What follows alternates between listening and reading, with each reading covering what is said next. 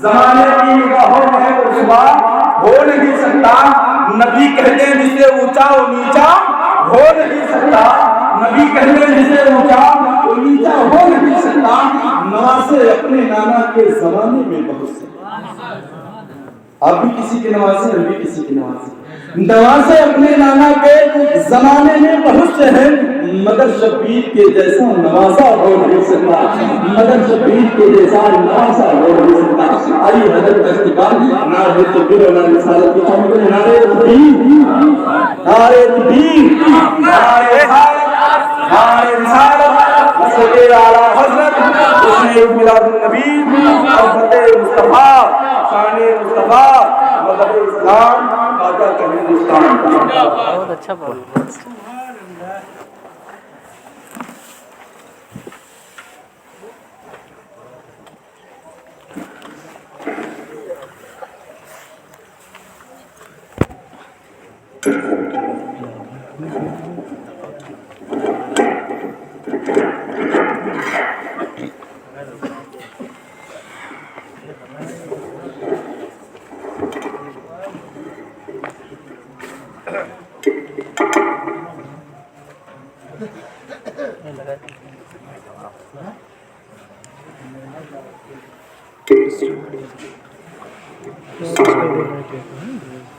منبر رسول پر تشریف فرما علماء کرام، حاضرین محفل اور پردے میں سماعت کرنے والی خواتین اسلام، ماں اور بہنوں، السلام علیکم ورحمۃ اللہ وبرکاتہ۔ آپ حضرات بہترین انداز میں نعت و منقبت حضرت حافظ و قاری تفسیر عالم صاحب سے سن رہے تھے، اور پڑھتے بھی بہت اچھا ہے، اس لیے کہ انہوں نے جو نعتیں پڑھی ہے اور بہت اچھا لگا، دل کو بہت سکون ملتا ہے جب کوئی شاعر نبی کے عشق میں جھوم کر کے نعت نبی گنگناتا ہے۔ آپ حضرات کچھ دیر کے لیے تشریف رکھیں، اس کے بعد صلاۃ و سلام ہوگا۔ الحمدللہ الحمدللہ الذی وقفا والصلاة علی محمد المصطفى اما بعد، فاعوذ باللہ من الشیطان الرجیم، بسم اللہ الرحمن الرحیم، یا ایھا الذین آمنوا، بسم اللہ الرحمن الرحیم، لا یؤمن احدکم حتی اکون احب الیہ من والدہ وولدہ والناس اجمعین۔ آئیے ہمارا ساری کائنات کی مرکزی عقیدت گنبد خضرا حرام فرمانے والے آقا و مولا احمد مجتبی محمد مصطفیٰ صلی اللہ تعالیٰ علیہ وسلم کی بارگاہ میں عقیدت کے ساتھ، محبت کے ساتھ جی لگا کر کے جھوم کر کے درود شریف پڑھیں۔ اللہم صلی علی سیدنا شفیعنا حبیبنا سیدنا مولانا محمد وعلی آل سیدنا و مولانا محمد بارک وسلم، صلاۃ و سلام علیک یا رسول اللہ صلی اللہ تعالی علیہ وسلم۔ آج کی محفل پاک علی جناب محمد اسرار صاحب کی طرف سے اس محفل پاک کا انعقاد کیا گیا، اور اس کی سب سے بڑی وجہ یہ ہے کہ ان کے بیٹے کے سر پر سہرا بنا اور نکاح خانی سنت ادا کی گئی، اس کے شکرانے کے طور پر اس محفل پاک کا اہتمام ہوا ہے۔ میں دعا کرتا ہوں کہ حضور غوث پاک کے صدقے میں دلہا اور دلہن کے دلوں میں احترام محبت عطا فرمائے، اور ان کو نماز پڑھنے کی، قرآن مقدس کی تلاوت کرنے کی توفیق و رفیق عطا فرمائے، اور میں دعا کرتا ہوں کہ ان کے گھروں میں اور روزیوں میں، کاروبار میں برکتیں عطا فرمائے۔ اور میں سبھی حضرات کے لیے دعا کرتا ہوں کہ پروردگار سب کو سنت مصطفیٰ نکاح خوانی ادا کرنے کی توفیق عطا فرمائے۔ درود شریف پڑھ لیں۔ اللہم صلی علی سیدنا شفیعنا حبیبنا سیدنا مولانا محمد وعلی آل سیدنا مولانا محمد، صلاۃ و سلام علیک یا رسول اللہ صلی اللہ تعالی علیہ وسلم۔ منقبت غوث اعظم سماعت کریں۔ تاہو نواجش ہو بے شک۔ میری زندگی کے رہبر بے شک میری زندگی کے رہبر بڑے پیر ہوتے سبحان اللہ سبحان اللہ دیکھیے میری آواز تو اتنی اچھی نہیں ہے لیکن میں ایک ارے نہیں حضرت پڑھیے ماشاءاللہ اور میری عادت ہوتی ہے کہ جب میں نعت پڑھتا ہوں تو اس کو میں سمجھانے کی کوشش بھی کرتا ہوں میری زندگی کے رہبر بڑے پیر غوث اعظم بے شک زندہ باد میری زندگی کے رہبر میری زندگی کے رہبر بڑے پیر غوث اعظم نہیں تم سا کوئی بہتر نہیں تم سا کوئی بہتر بڑے پیر غوث اعظم نہیں تم سا کوئی بہتر بڑے پیر غوث اعظم اور ہر عاشق غوث کی یہ تمنا ہوتی ہے کہ میں سرکار غوث پاک کی بارگاہ میں حاضری دوں اور ان کے روضے کی زیارت کروں شاعر نے اس کی منظر کشی کی ہے کہ میرے دل کی آرزو ہے میرے دل سب کے دل کی آرزو ہے تیرے آستاں پہ آ کر میرے دل کی آرزو ہے تیرے آستاں پہ آ کر میرے دل کی آرزو ہے میرے دل کی آرزو ہے تیرے آستاں پہ آ کر رہوں بن کے تیرا رہوں بن کے تیرا نوکر بڑے پیر غوث اعظم رہوں بن کے تیرا نوکر بڑے پیر غوث اعظم اور اب تو جگہ دو قسمت اب تو جگہ دو قسمت اپنی دکھا دو صورت اب تو جگہ دو قسمت اپنی دکھا دو صورت اب تو جگہ دو قسمت اپنی دکھا دو صورت اے کل اولیاء کے سرور اے کل اولیاء کے سرور بڑے پیر غوث اعظم اے کل اولیاء کے سرور بڑے پیر غوث اعظم اور میں نے پکارا جب بھی فوراً مدد کو سرکار غوث پاک کا فرمان ہے کہ میرا چاہنے والا اگر مشرق سے پکارے اور میں مغرب میں ہوں تب بھی میں اس کی فریاد کو پہنچتا ہوں اور اس کی مشکلوں کو میں آسان کرتا ہوں اس لیے میں ایسے نہیں کہہ رہا ہوں بلکہ تاجدار اہل سنت امام اہل سنت اعلیٰ حضرت اپنی کتاب مطلع القبائر میں لکھتے ہیں کہ اللہ تبارک و تعالیٰ نے ساری کائنات کا اختیار مصطفیٰ کریم صلی اللہ علیہ وسلم کو عطا فرمایا ہے اور اس کے بعد حضرت مولا کائنات کو عطا فرمایا ہے اور اس کے بعد اگر اللہ تبارک و تعالیٰ نے کسی کو اختیار عطا فرمایا ہے وہ حضور غوث پاک کو عطا فرمایا ہے اور میرے غوث اعظم فرماتے ہیں کہ میں پوری ہوئی زمین کو ایسے دیکھ رہا ہوں جیسے ہتھیلی کے دانے پر رائی کو رکھ دیا جائے اور رائی کو جس طریقے سے کوئی دیکھ رہا ہو اسی طریقے سے میں ہتھیلی کے دانے کے برابر جو ہے رائی کے مانند میں پوری روئے زمین کو دیکھ رہا ہوں اسی لیے شاعر نے منظر کشی کی ہے کہ میں نے پکارا جب بھی فوراً مدد کو آئے میں نے پکارا جب بھی فوراً مدد کو آئے فضل فضل خدا سے اختر، فضل خدا سے اختر، بڑے پیر غوث اعظم، فضل درود پاک پڑھنا اللہم صلی علی سیدنا شفیعنا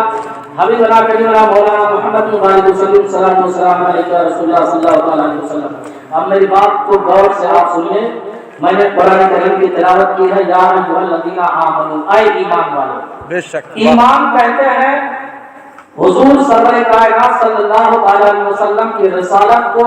اور اللہ کے وحدانیت کو تسلیم کرنا، ماننا،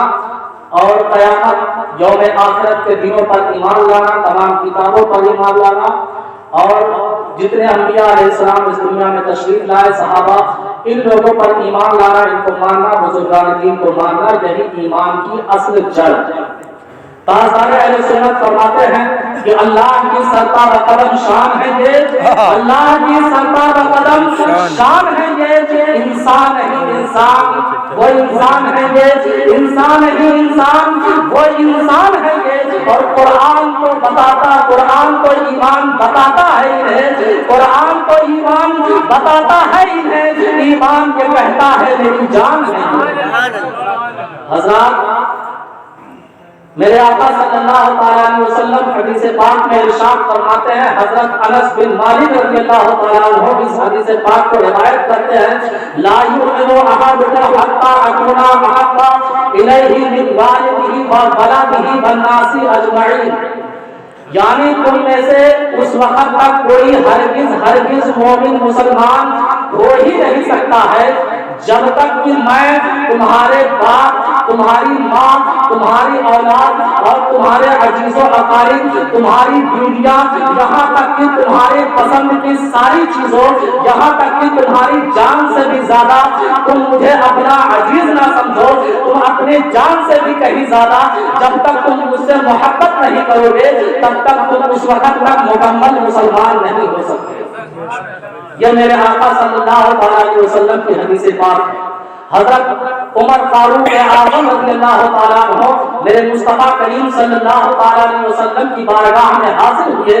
میرے آقا نے حضرت عمر سے پوچھا کہ اے عمر، بولو تم مجھ سے کہاں تک محبت کرتے ہو؟ تو حضرت عمر فاروق اعظم رضی اللہ تعالیٰ عنہ فرماتے ہیں کہ یا رسول اللہ صلی اللہ علیہ وسلم، میں آپ پر اپنے گھر والوں کو اور اپنی دولت کو سب کچھ میں قربان کر سکتا ہوں، سب کچھ میں قربان کرنے کے لیے تیار ہوں۔ میرے آقا ارشاد فرماتے ہیں کہ عمر، ابھی بھی تمہارا ایمان مکمل نہیں ہوا ہے۔ وہ عمر فاروق اعظم ہیں جن کی نیکیوں کے بارے میں میرے آقا ارشاد فرماتے ہیں کہ عمر کی نیکیاں آسمان کے تاروں کے برابر ہیں، یعنی آسمان میں جتنے تارے ہیں اس سے کہیں زیادہ حضرت عمر فاروق اعظم کی نیکیاں ہیں، مگر مصطفیٰ کی بارگاہ میں عرض کرتے ہیں کہ یا رسول اللہ، میں اپنے گھر والوں سے، اپنی اولادوں سے کہیں زیادہ میں آپ سے پیار کرتا ہوں۔ تو میرے آقا ارشاد فرماتے ہیں کہ عمر فاروق اعظم، تمہارا ایمان اب بھی مکمل نہیں ہوا۔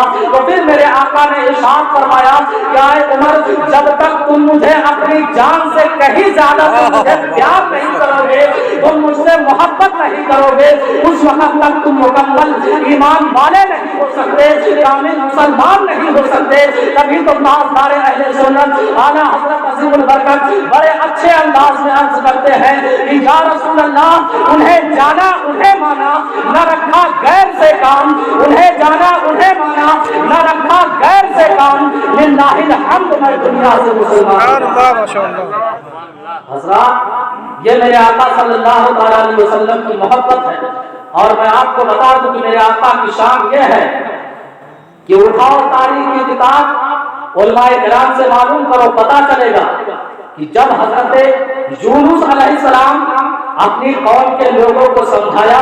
لیکن ان کی قوم کے لوگوں میں کچھ ہی لوگ ماننے کے لیے تیار ہوئے تھے، اللہ کی وحدانیت کو کچھ ہی لوگوں نے تسلیم کیا تھا، تو حضرت یونس علیہ السلام نے اللہ کی بارگاہ میں عرض کیا کہ اے مولا، یہ ماننے والے نہیں ہیں تو ان پر عذاب نازل فرما دے۔ حضرت یونس علیہ السلام اپنے گاؤں سے، اپنے گھر سے پہلے نکل جاتے ہیں، عذاب ہونے سے پہلے نکل جاتے ہیں، اور ایک کشتی میں سوار ہو جاتے ہیں، جس کشتی میں حضرت یونس علیہ السلام سوار ہوئے تھے، اسی کشتی میں اور کچھ لوگ بھی سوار ہوئے تھے۔ حضرات اچانک ایک سمندر میں طوفان اٹھتا ہے، اور جب وہ طوفان اٹھا تو سمندر کے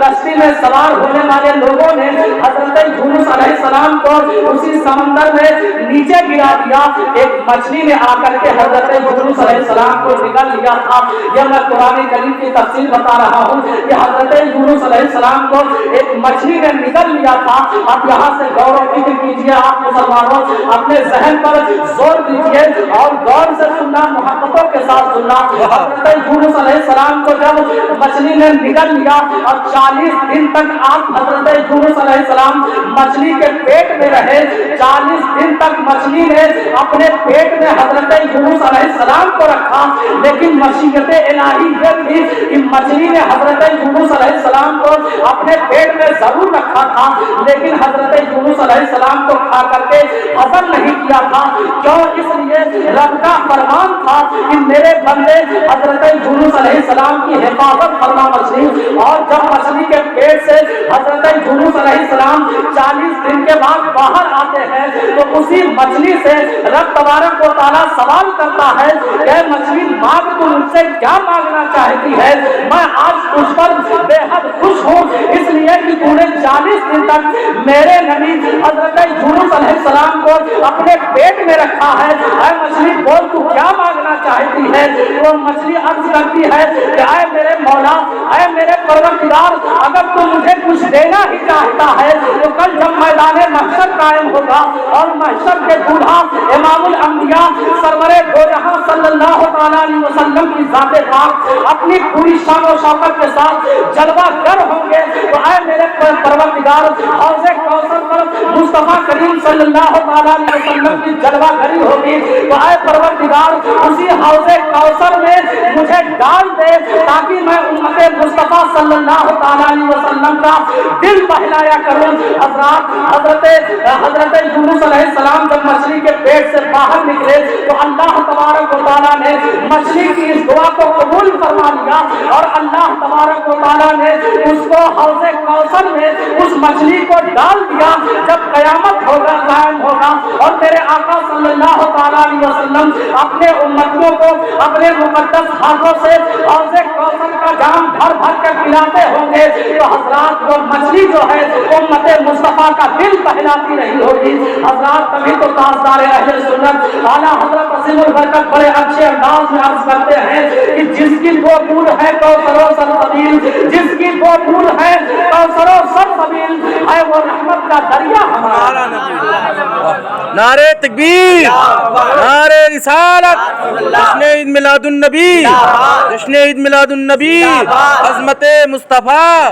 شان مصطفیٰ، نعرہ تکبیر، نعرہ رسالت، زندہ باد زندہ باد۔ تو حضرات اس مچھلی کو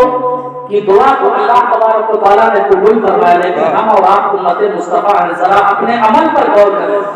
اپنے عمل کو اپنے اندر کچھ جھانک کر کے دیکھیں کہ ہمارے اندر کتنی برائیاں پائی جا رہی ہیں۔ میرے آقا صلی اللہ تعالیٰ علیہ وسلم حدیث پاک میں ارشاد فرماتے ہیں، حضرت علی مرتضیٰ کرم اللہ تعالیٰ وجہ کریم اس حدیث پاک کو روایت کرتے ہیں کہ من قرأ القرآن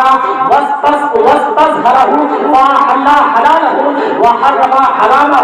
ادخلہ اللہ بہ الجنہ والشفاء، یعنی قرآن کریم کو پڑھو، قرآن کریم کی تلاوت کیا کرو، اور حلال کو حلال سمجھو، حرام کو حرام جانو، تو اللہ تبارک و تعالیٰ تمہیں جنت میں داخل فرما دے گا۔ لیکن آج ہمارا یہ حال ہے کہ ہمارے گھروں میں قرآن کریم جو ہے تاکوں پر رکھا ہوا ہے سجا کر کے، ہمیں یہ توفیق نہیں ہوتی ہے کہ ہم صبح فجر کے وقت اٹھ کر کے جو ہے فجر کی نماز کے بعد قرآن کریم کی تلاوت کریں۔ یاد رکھو مسلمانوں، حضرت عیسیٰ علیہ السلام اس دنیا میں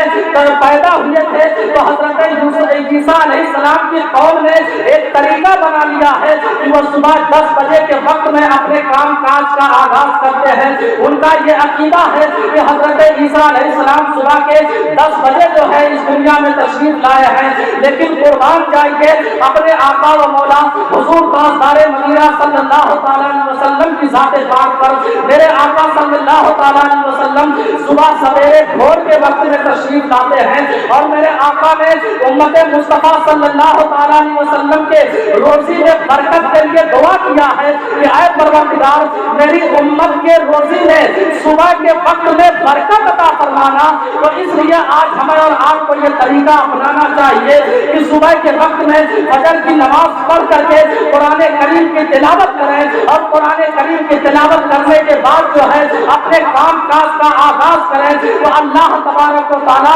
ہمارے روزیوں میں بھی برکت عطا فرمائے گا اور ہمارے گھروں میں بھی برکت عطا فرمائے گا. لیکن آج طریقہ بدلتا جا رہا ہے. اللہ نے قرآن کریم میں ارشاد فرمایا قد افلح المؤمنون، یعنی مومن مسلمان کامیاب ہیں کس وجہ سے؟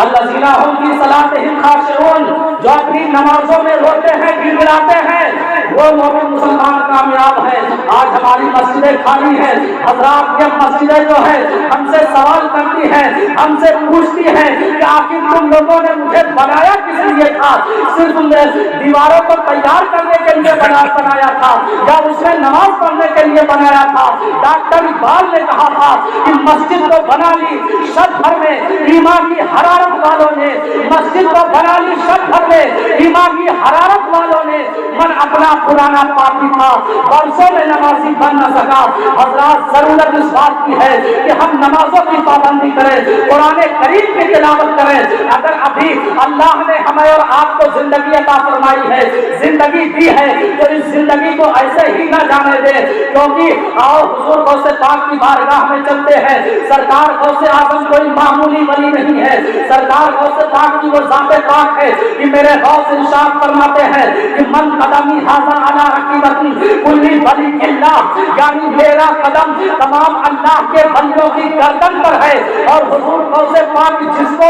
نہیں چاہتے ہیں وہ کوئی زندگی بھر ولی ہو ہی نہیں سکتا ہے، وہی غوث پاک ہے. حضرات حضرت غوث اعظم رضی اللہ تعالیٰ عنہ کے گھر کے پاس میں ہی یا آپ کے شہر میں ہی ایک ناچنے گانے والا آدمی رہتا تھا. وہ ناچا گایا کرتا تھا. بڑے بڑے دولت مندوں کے محفلوں میں جا کر کے ناچ گانے سے وہ اپنی زندگی کو گزارا کرتا تھا. حضور غوث پاک نے جب دیکھا یہ ناچ گا کر کے اپنی زندگی کو گزار رہا ہے تو سرکار غوث اعظم نے اس کو منع فرمایا اور فرمایا کہ اے ناچنے گانے والے سن، اللہ نے تجھے بڑی اچھی آواز دی ہے. اگر تجھے ناچنا گانا ہی ہے تو اس سے بہتر ہے کہ تم مصطفیٰ کی نعت پڑھا کر تو قرآن کریم کی تلاوت کیا کر. لیکن وہ ظالم جو ہے اس کے سمجھ میں بات نہیں آئی. حضور غوث پاک نے ایک مرتبہ سمجھایا، دو مرتبہ سمجھایا. آج ہم اور آپ ہم لوگ بھی علماء کرام بھی سمجھاتے ہیں کہ اے مسلمانوں موبائل جو ہے یہ بڑی اچھی چیز بھی ہے اور بڑی خراب چیز بھی ہے. اگر آپ چاہتے ہو موبائل ہی چلاتے ہو تو آپ صبح کے وقت میں موبائل میں بڑی اچھی اچھی نعتیں آتی ہیں اور قرآن کریم کی سورتوں کی تلاوت ہوتی ہے. صبح کے وقت میں موبائل چالو کر کے قرآن کریم کی تلاوتوں کو سن لیا کرو. برابر مکمل طور سے جب تم سنتے رہو گے تو تمہیں قرآن کریم کی آیتیں کریمہ یاد بھی ہو جائیں گی، تمہیں پریشانیاں بھی نہیں ہوں گی. یہ گانے بجانے جو ہے یہ شیطانوں کا کام ہے. اور یہ گانا بجانا شروع کہاں سے ہوا تھا؟ حضرت داؤد علیہ السلام کو جب زبور شریف کی تلاوت کیا کرتے تھے تو شیطان یہ دیکھ کر کے جلتا تھا، کیونکہ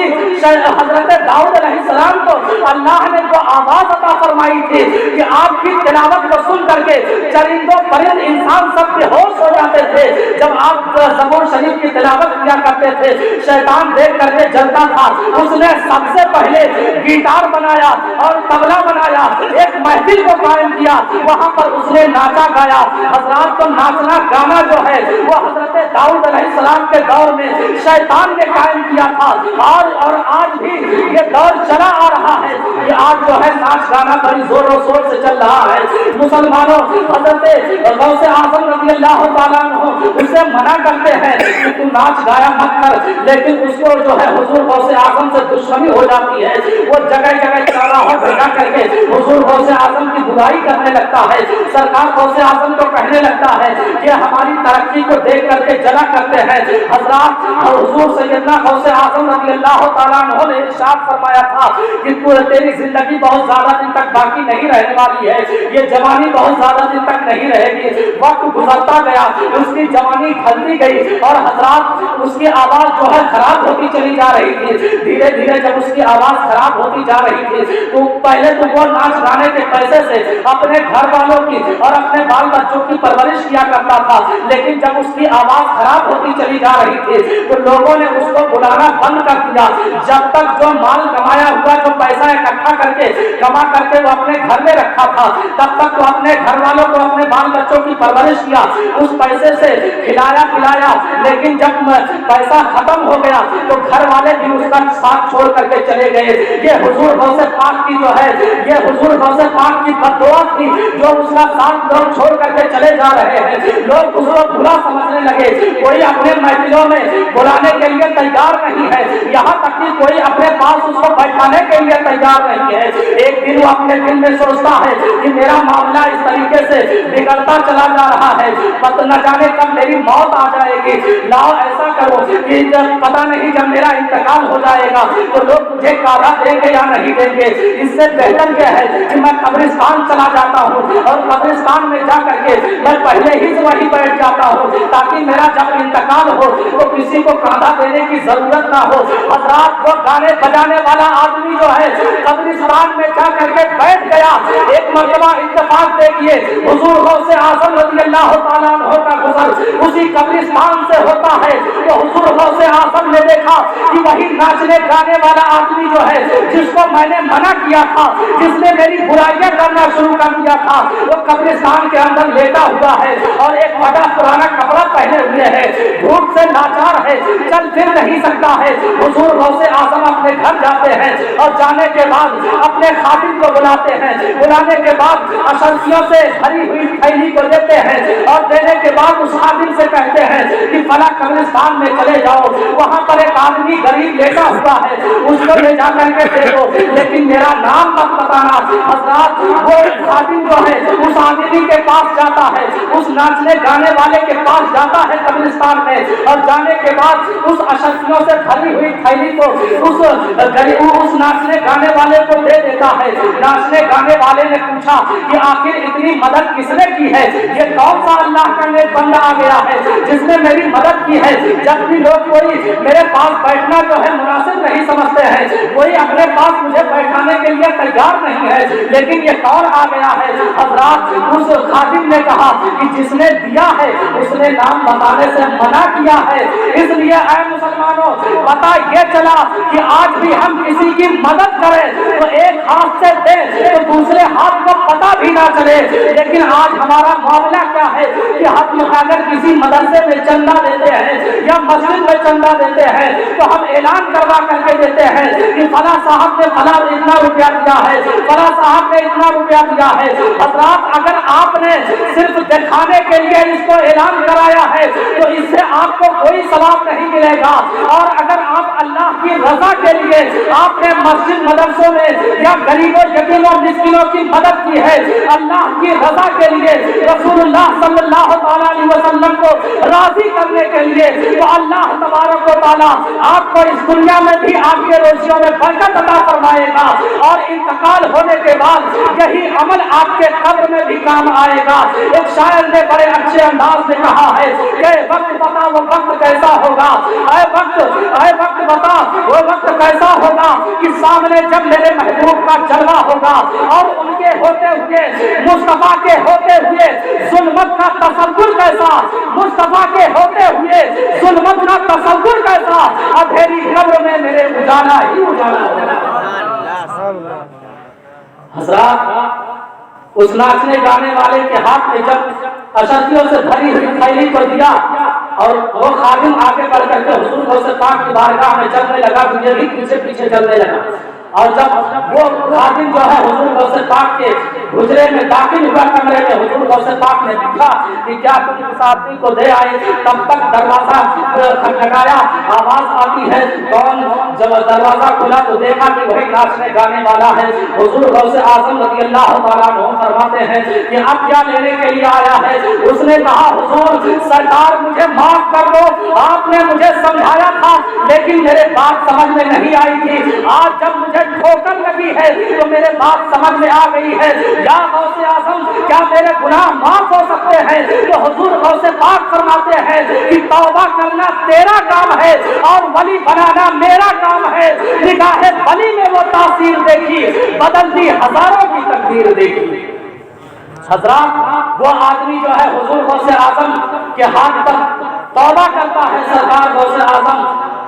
کے ہاتھ پہ جب وہ توبہ کرتا ہے حضور غوث اعظم اس کے لیے دعا کرتے ہیں اس کے حق میں, اور وہ اتنا بڑا متقی پرہیزگار ہو جاتا ہے کہ پھر سے اس کی آواز واپس پلٹ کر کے آتی ہے. تاجدار اہل سنت اعلیٰ حضرت عظیم البرکت فرماتے ہیں کہ واہ کیا مرتبہ ہے, اے غوث ہے بالا تیرا, اونچے اونچوں کے سروں سے ہے قدم اعلیٰ تیرا. درود شریف پر اللہم صلی علی سیدنا شفیعنا حبیبنا کریمنا مولانا محمد وعلی آلہ سیدنا مولانا محمد مبارک وسلم. صلاۃ و سلام علیک یا رسول اللہ صلی اللہ علیہ وسلم. لیکن آج ہمارے حالات بگڑتے جا رہے ہیں. ہم نمازوں سے دور ہیں, قرآن کریم کی تلاوت سے دور ہیں. اگر انہیں کوئی دین کی باتیں سمجھائی جاتی ہیں تو سمجھ میں نہیں آتی ہے. حضرات یاد کرو اسی ہندوستان کی سرزمین ہے. میں اکثر اس واقعے کو بیان کرتا رہتا ہوں اور میں پھر بتا رہا ہوں کسی ہندوستان کی سرزمین ہے. سن 1947 کے بعد جب ہمارا یہ ہندوستان آزاد ہوا تھا تو حضرات ایک بڑا عجیب و غریب واقعہ پیش آیا تھا. اس وقت جب انگریز ہندوستان چھوڑ کر کے چلے گئے تھے تو ایک انگریز جو ہے ہندوستان کی سرزمین پر آیا تھا, تاج محل کو دیکھنے کے لیے آیا تھا, دلی کی جامع مسجد کو دیکھنے کے لیے آیا تھا. اس نے پہلے تاج محل کو دیکھا, دیکھنے کے بعد دلی کی جامع مسجد کے پاس آیا. دلی کی جامع مسجد پر دیکھا کہ فقیروں کی لائن لگی ہوئی ہے, بھیک مانگنے والوں کی لائن لگی ہوئی ہے. پہلی سیڑھی پر قدم رکھا, ایک فقیر نے اپنے ہاتھ کو بڑھا کر کے کہا کہ اللہ کے نام پر مجھے کچھ دے دو. اس انگریز نے اپنے جیب سے پرس نکالا. پرس نکالنے کے بعد اس میں سے کچھ روپے نکال کر کے اس فقیر کے ہاتھ میں دیا, اور دینے کے بعد اس انگریز نے جو ہے پرس کو اپنے پاکٹ میں رکھا, اپنے جیب میں رکھا, پھر آگے بڑھ گیا. لیکن اتفاق دیکھیے کہ پرس اسی جگہ پر گر گیا جہاں پر فقیر بیٹھا ہوا تھا. اس فقیر نے دیکھا, دیکھنے کے بعد پرس کو اٹھایا اور اپنی گدڑی کے نیچے, اپنے بستر کے نیچے اس کو رکھ لیا. انتظار کرنے لگا کہ ابھی انگریز واپس آئے گا, میں اس کے پرس کو واپس کر دوں گا, میں اس کے پرس کو واپس کر دوں گا. ایک دن گزرا, 2 دن گزرا, 3 دن گزرا, یہاں تک کہ مسلسل 7 دن کا وقت گزر گیا. وہ انگریز نہیں آیا. یہ انگریز پلٹ کر کے اپنے گھر گیا. گھر جانے کے بعد بیوی نے پوچھا کہ کیا تم گھوم آئے, ہندوستان کو گھوم آئے, کیا آپ نے دیکھا؟ کہا کہ بڑا اچھا لگا, میں نے تاج محل کو دیکھا, بڑا اچھا لگا, میں نے دلی کی جامع مسجد کو دیکھا. حضرات لیکن اس نے کہا کہ ایک نقصان ہو گیا ہے, میرا پرس کہیں کھو گیا ہے, اس میں 1 مہینے کی میری تنخواہ رکھی ہوئی تھی. بیوی نے کہا کہ ٹھیک ہے کوئی بات نہیں ہے, تم اتنا کماتے ہو پھر آ جائے گا, لیکن مجھے بھی تاج محل اور دلی کی جامع مسجد کو گھما کر کے دکھا دو, میں بھی دیکھنا چاہتی ہوں. وہ اپنی بیوی کے ساتھ دوسرے ہفتے میں آیا. پھر جو ہے تاج محل کو دیکھا, دلی کی جامع مسجد کے پاس آیا. پہلی سیڑھی پر جیسے ہی قدم رکھا اسی فقیر نے اپنے ہاتھ کو بڑھایا اور کہا کہ صاحب اللہ کے نام پر کچھ دے دو. اس انگریز نے اپنے پاکٹ سے جو ہے پیسے کو نکالنا ہی چاہا, تب تک فقیر نے اپنے ہاتھ کو پیچھے کھینچ لیا اور کہا کہ اے صاحب آپ یہ بتائیے کہ آپ 1 ہفتہ پہلے کسی سیڑھی سے آپ نے گزرا تھا اور دلی کی جامع مسجد کے اندر داخل ہوئے تھے. اس نے کہا ہاں داخل ہوا تھا. اس نے پوچھا کہ میں نے آپ سے اللہ کے نام پر مانگا تھا, آپ نے مجھے بھیک کے طور پر روپے پیسے دیے تھے. اس نے کہا ہاں دیا تھا. اس فقیر نے کہا کہ آپ نے پرس بھی نکالا تھا, لیکن اس نے کہا کہ ہاں پرس نکالا تھا. حضرات اس کے بعد اس انگریز نے کہا کہ پرس نکالا تھا لیکن میرا پرس کہیں کھو گیا ہے. اس فقیر نے اپنی گدڑی کے نیچے سے پرس کو نکالا اور نکالنے کے بعد اس انگریز کے ہاتھ میں جب دیتا ہے تو انگریز اس فقیر کے چہرے کو دیکھ کر کے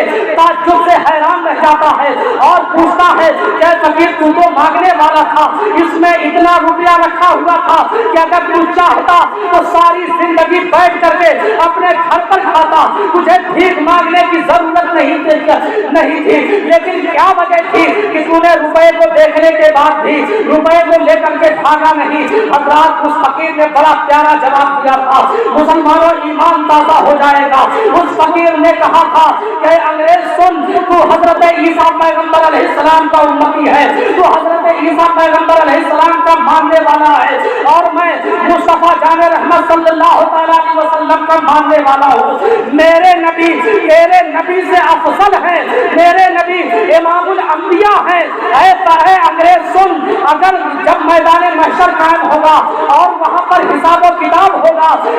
نبی اپنی پوری شان و شوکت کے ساتھ جو ہے جلوہ گر ہوں گے محشر کا دولہا بن کر کے، اور وہاں تمہارے نبی بھی تشریف فرما ہوں گے، اور تمہارے نبی اگر اللہ کی بارگاہ میں یہ مقدمہ قائم کر دیں گے کہ اے محمد، آپ کا ایک امتی نے، آپ کے ایک امتی نے میرے امتی کا پرس چوری کر کے بھاگ گیا تھا، تو اس وقت میرے نبی کا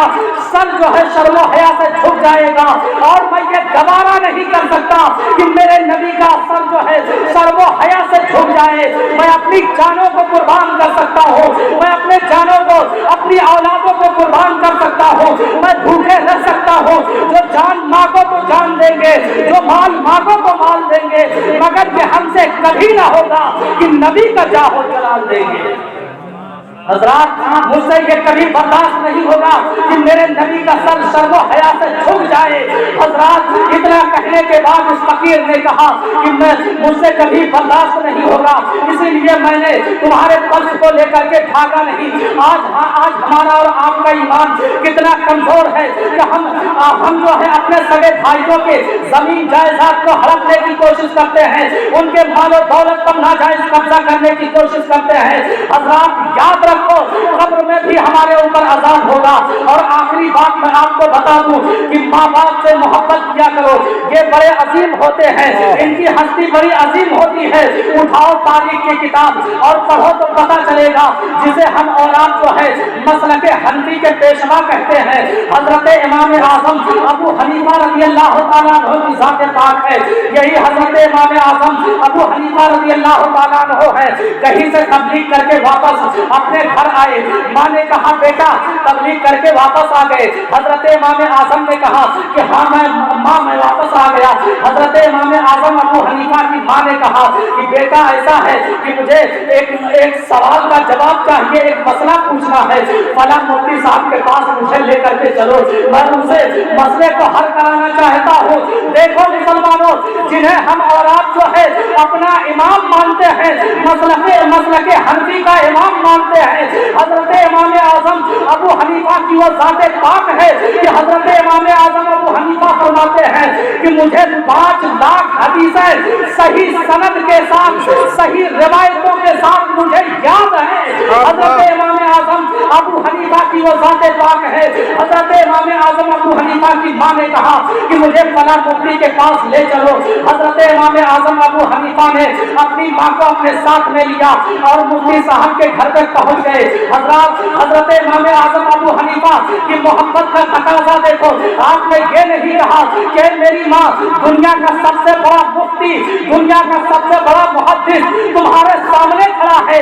تم اپنے بیٹے سے کیوں نہیں مسئلہ حل کرا لیتی؟ حضرت امام اعظم ابو حنیفہ نے ایسا نہیں کہا، بلکہ اپنی ماں کی فرما برداری کرتے ہوئے اس مفتی صاحب کے گھر پر تشریف لے گئے، اور جیسے ہی دروازے پر پہنچے، دروازہ کھٹکھٹایا، مفتی صاحب نے دروازہ کھولا تو دیکھا کہ سامنے دنیا کا امام کھڑا ہے اور ساتھ میں ایک نیک سیرت خاتون کھڑی ہے۔ حضرت امام اعظم ابو حنیفہ کے چہرے کو دیکھ کر کے مفتی صاحب جنگ رہ گئے، حیران رہ کر کے چہرے کو دیکھتے ہیں اور بڑی ہی محبتوں کے ساتھ حضرت امام اعظم ابو حنیفہ کو گھر کے اندر داخل کرتے ہیں اور بڑی ہی محبتوں کے ساتھ آپ کی خدمت کرتے ہیں اور پوچھتے ہیں کہ امام اعظم آخر میرے پاس آنے کی سبب وجہ کیا ہے؟ حضرت امام اعظم ابو حنیفہ فرماتے ہیں کہ میری ماں کو ایک مسئلہ پوچھنا ہے، ایک سوال کا جواب پوچھنا ہے، آپ اس سوال کا جواب دے دیجئے۔ حضرت امام اعظم ابو حنیفہ سے اس مفتی صاحب نے کہا کہ امام اعظم ابو حنیفہ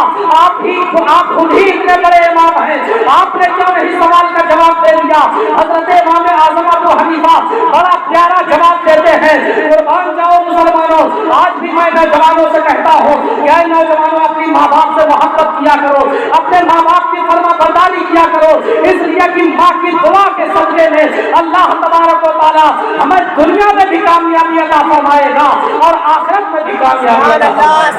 گا۔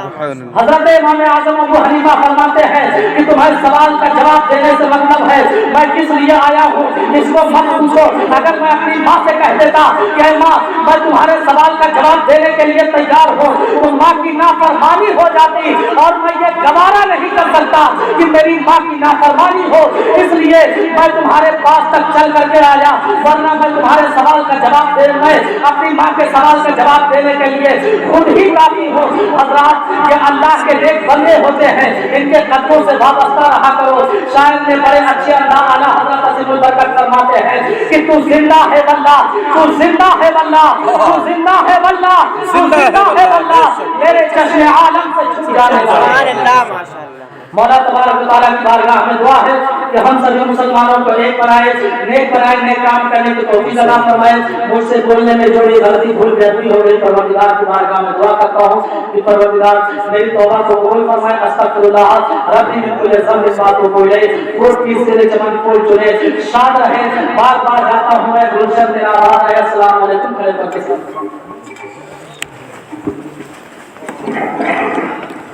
مصطفیٰ سان لینا تیرا کو سلام شمر بز میں ہدایات تیرا کو سلام مصطفیٰ سان لینا تیرا کو سلام